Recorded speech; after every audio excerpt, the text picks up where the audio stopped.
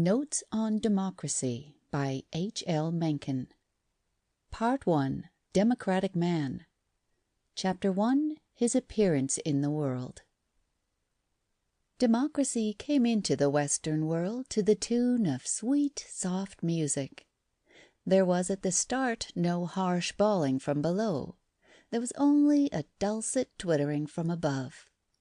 Democratic man thus began as an ideal being, full of ineffable virtues and romantic wrongs. In brief, as Rousseau's noble savage in smock and jerkin, brought out of the tropical wilds to shame the lords and masters of the civilized lands. The fact continues to have important consequences to this day. It remains impossible, as it was in the 18th century, to separate the democratic idea from the theory that there is a mystical merit, an esoteric and ineradicable rectitude, in the man at the bottom of the scale. That inferiority, by some strange magic, becomes a sort of superiority, nay, the superiority of superiorities. Everywhere on earth, save where the enlightenment of the modern age is confessedly in transient eclipse, the movement is toward the completer and more enamoured enfranchisement of the lower orders. Down there, one hears, lies a deep, illimitable reservoir of righteousness and wisdom, unpolluted by the corruption of privilege. What baffles statesmen is to be solved by the people, instantly and by a sort of seraphic intuition. Their yearnings are pure. They alone are capable of a perfect patriotism. In them is the only hope of peace and happiness on this lugubrious ball. The cure for the evils of democracy is more democracy. This notion, as I hint, originated in the poetic fancy of gentlemen on the upper levels.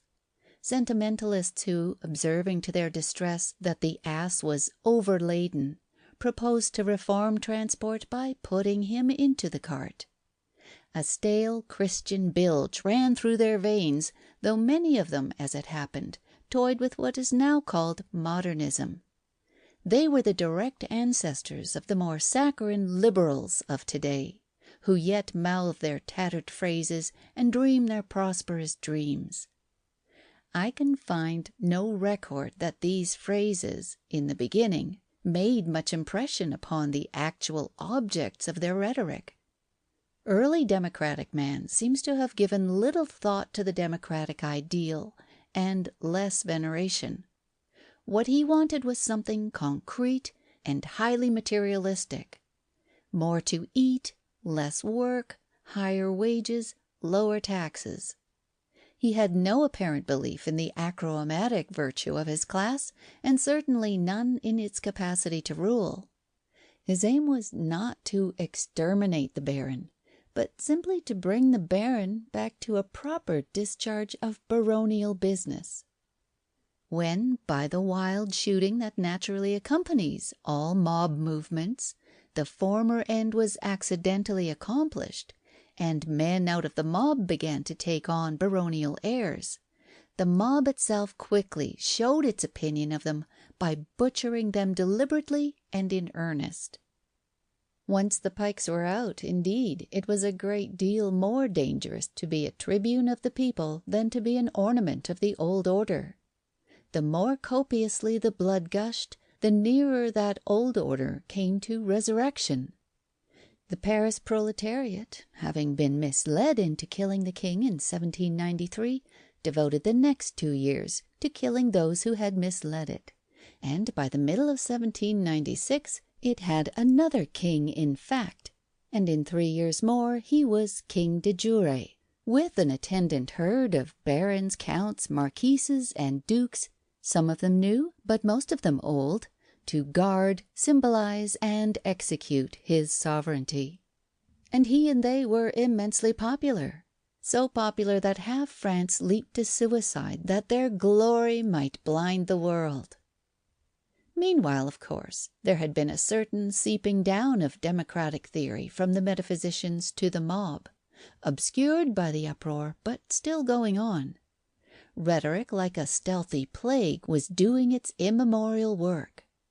Where men were confronted by the harsh, exigent realities of battle and pillage, as they were everywhere on the continent, it got into their veins only slowly, but where they had time to listen to oratory, as in England and, above all, in America, it fetched them more quickly. Eventually, as the world grew exhausted and the wars passed, it began to make its effects felt everywhere. Democratic man, contemplating himself, was suddenly warmed by the spectacle. His condition had plainly improved. Once a slave, he was now only a serf. Once condemned to silence, he was now free to criticize his masters and even to flout them and the ordinances of God with them. As he gained skill and fluency at that sombre and fascinating art, he began to heave in wonder at his own merit. He was not only, it appeared, free to praise and damn, challenge and remonstrate. He was also gifted with a peculiar rectitude of thought and will, and a high talent for ideas, particularly on the political plane. So his wishes in his mind began to take on the dignity of legal rights, and after a while of intrinsic and natural rights, and by the same token the wishes of his masters sank to the level of mere ignominious lusts. In 1828 in America, and by 1848 in Europe, the doctrine had arisen that all moral excellence, and with it all pure and unfettered sagacity, resided in the inferior 4/5 of mankind. In 1867, a philosopher out of the gutter pushed that doctrine to its logical conclusion.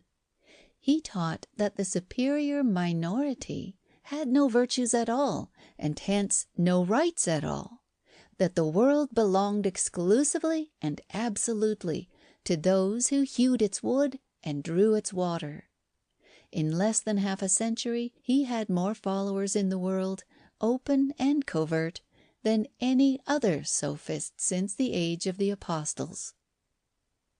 Since then, to be sure, there has been a considerable recession from that extreme position. The dictatorship of the proletariat, tried here and there, has turned out to be, if I may venture a prejudiced judgment, somewhat impracticable. Even the most advanced liberals, observing the thing in being, have been moved to cough sadly behind their hands. But it would certainly be going beyond the facts to say that the underlying democratic dogma has been abandoned or even appreciably overhauled. To the contrary, it is now more prosperous than ever before. The late war was fought in its name, and it was embraced with loud hosannas by all the defeated nations. Everywhere in Christendom it is now official, save in a few benighted lands where God is temporarily asleep. Everywhere its fundamental axioms are accepted. A. That the great masses of men have an inalienable right, born of the very nature of things, to govern themselves. And B. That they are competent to do it. Are they occasionally detected in gross and lamentable imbecilities? Then it is only because they are misinformed by those who would exploit them. The remedy is more education. Are they at times seen to be a trifle naughty, even swinish? Then it is only a natural reaction against the oppressions they suffer. The remedy is to deliver them. The central aim of all the Christian governments of today, in theory if not in fact, is to further their liberation, to augment their power, to drive ever larger and larger pipes into the great reservoir of their natural wisdom. That government is called good which responds most quickly and accurately to their desires and ideas. That is called bad which conditions their omnipotence and puts a question mark after their omniscience. End of section 1.